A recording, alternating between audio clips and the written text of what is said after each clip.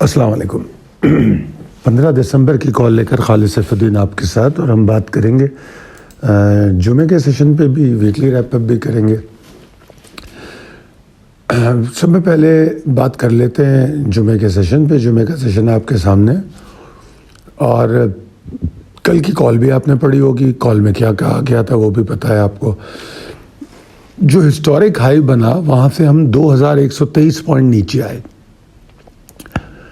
और मैंने आपको मेरे ख्याल में जुमेरात की कॉल में एक सपोर्टिंग रेंज बताई थी, वो शायद 168,295 से 167,700 तक थी।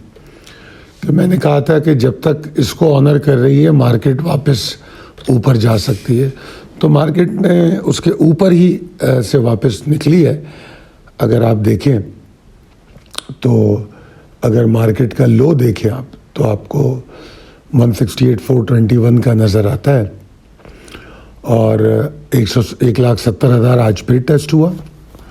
और मार्केट जो है उसमें वॉल्यूम की कमी महसूस की गई निस्बतन। जो हम एक इंक्रीजिंग वॉल्यूम देख रहे थे, मेरे ख्याल में 4 दिसंबर से तसलसल के साथ वॉल्यूम बढ़ रहा था, वो आज यानी कि जुमे को 52.83% नीचे गिरा।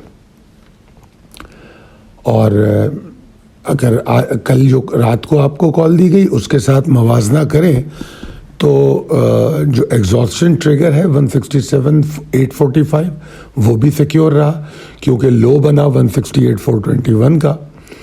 तो फिर उस लेवल की क्या बात करें जहाँ से सही मानों में प्रॉफिट टेकिंग आनी थी, यानी कि 167,700, वो तो बहुत दूर था। तो लिहाजा ओवरऑल आज का सेशन वॉज गुड, और जिस तरह हम एक्सपेक्ट कर रहे थे बावजूद 2123 पॉइंट की प्रॉफिट टेकिंग के, वो सब कुछ मेरे ख्याल में अच्छा रहा। और बहुत अच्छी बात है, अगर आप लोगों ने जिस तरह आपको समझाया गया कॉल के बारे में पिछली 2 कॉलों में, अगर उसको फॉलो किया है तो आपने ये गेन भी लिया होगा। अब चलते हैं वीकली रैपअप पे। आपके सामने सब में पहले मैं वीकली कॉल दिखाता हूँ जो लास्ट वीक 8 दिसंबर को भेजी गई, साथ में foreign investor portfolio, weekly closing, ये तमाम जो फिगर्स हैं वो आपके सामने है। उसके बाद आपको वीकली रैपअप में एक चार्ट दिखाया जाता है। अगर आप इस चार्ट को देखें तो इसमें मैं डेली और वीकली कैंडल्स दिखा रहा हूँ, और दाएं जानिब फॉरेन इन्वेस्टर पोर्टफोलियो की पोजीशन दिखा रहा हूँ। और पिछले हफ्ते से मैं एक आपको कप एंड हैंडल पैटर्न भी दिखा रहा हूँ, और कोशिश करूँगा कि ये दिखाता रहूँ आगे। और अभी आपकी जो लोग भी टेक्निकल का शौक़ रखते हैं वो इसको मैच कर करके देखते रहेंगे कि क्या ये बन पाता है या नहीं। अभी तक तो नहीं बना, ठीक है जी। इसकी कंफर्मेशन कहाँ होती है वो समझने की ज़रूरत है।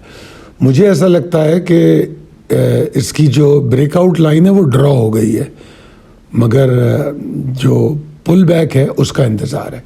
अच्छा खैर, बहरहाल ये तो फिर टेक्निकल गुफ्तगू शुरू हो जाएगी।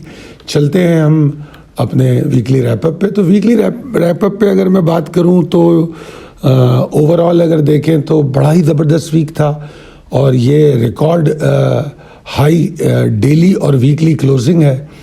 और वीक एक एक्स्ट्रा ऑर्डिनरी नोट पे खुला, और उसके बाद 5 सेशन को अगर आप देखें तो पहले 3 सेशन तो अमेजिंग है, बावजूद इसके कि तीसरे सेशन में हमें एग्जॉस्शन भी नज़र आई, मगर तीसरे सेशन में ही हिस्टोरिक हाई भी बना। 170,697 तक मार्केट गई, और फिर वहाँ से एग्जॉस्शन शुरू हुई, प्रॉफिट टेकिंग हुई। मगर उससे हम घबराए इसलिए नहीं कि मैंने आपको सपोर्ट जोन डिफाइन कर दी थी जो 168,295 से 167,700 तक थी। अब ओवरऑल अगर देखें तो मैं इस हफ्ते में आपको पिछले जुम्मे के वॉल्यूम से कंपैरिजन दिखाता हुआ चल रहा था, अगर आपको याद हो। अब वही चीज़ आपको यहाँ नज़र आएगी कि मार्केट क्लोज होती है 2,780 पॉइंट के इजाफे के साथ, और वीक ऑन वीक बेसिस पे 78% वॉल्यूम बढ़ता है। तो ये बड़ी अच्छी बात है।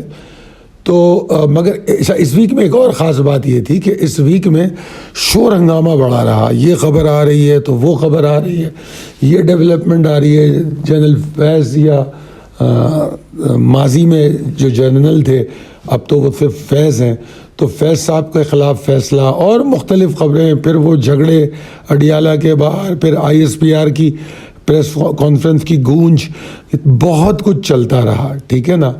तो बहरहाल अगर हम इसको देखें तो ये बड़ा हंगामा खेज़ हफ्ता था, हिस्टोरिक हाई भी बना और हंगामे भी चलते रहे।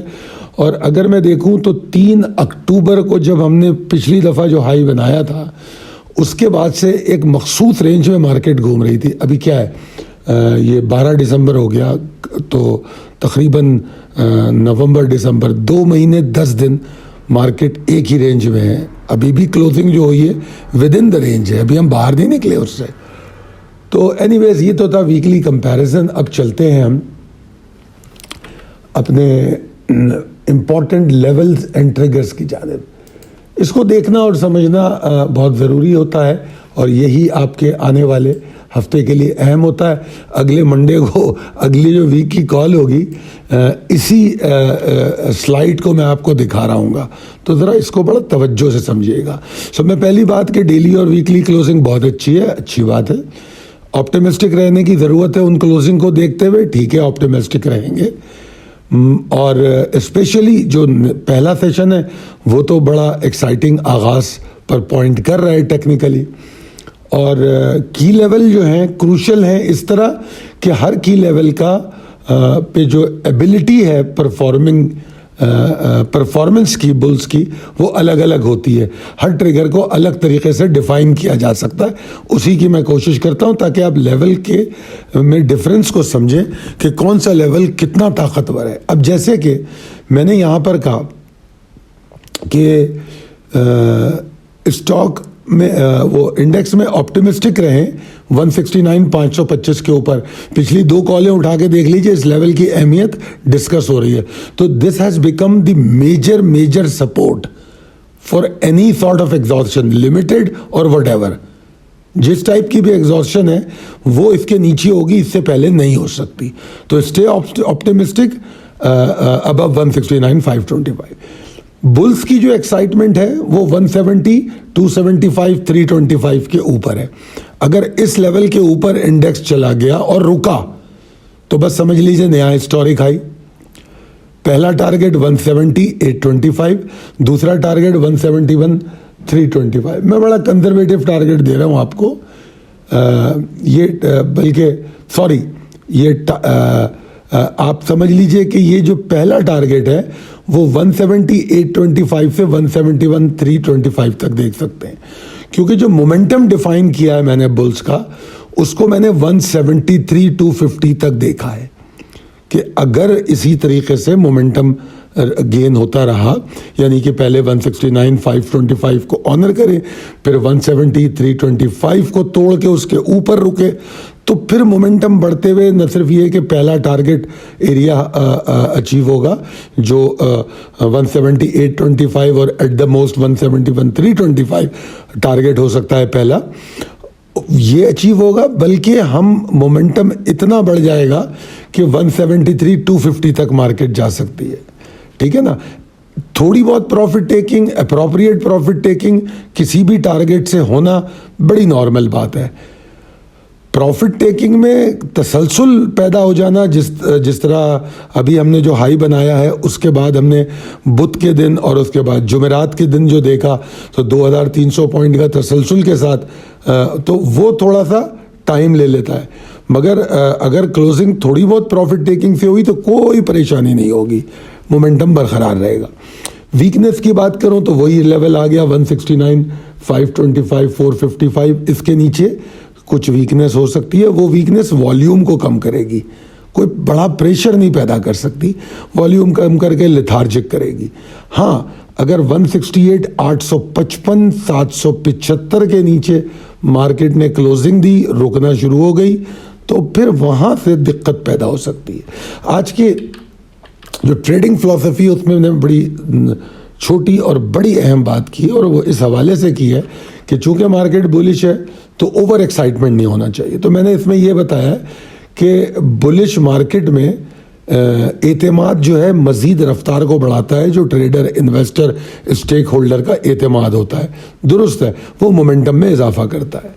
मगर सरमाए की हिफाजत डिसिप्लिन से होती है, नज़्म ज़ब्त से होती है। और याद रखिए, मार्केट कितनी स्ट्रांग बुलिश हो, कितनी स्ट्रांग हो, आपको ना रिस्क मैनेजमेंट को नज़रअंदाज नहीं करना चाहिए।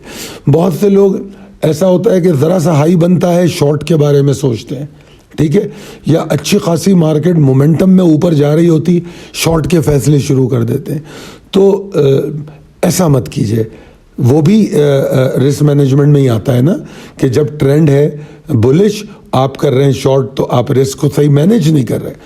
तो उसी तरीके से अगर मार्केट अच्छी है, ऊपर जा रही है मार्केट, और आपके दिमाग में ये ख्याल पैदा हो जाए कि मार्केट तो 1,90,000 तक जाएगी, तो ये भी गलत है। रिस्क मैनेजमेंट अपना ग्राउंड रियलिटी बेस रखिए।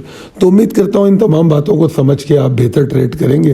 वीडियो पसंद आए तो कमेंट करके बताइए, अच्छी लगे, फ़ायदेमंद लगे तो अपने दोस्तों और अहबाब में शेयर कीजिए। नंबर हमारा मौजूद है। अगर आपको daily stock call, gold, commodities, crypto currency, Nasdaq, S&P, forex pair, किसी भी हवाले से डेली अपडेट चाहिए हो तो आप 0323 276 8680 पर रब्ता करें। शुक्रिया।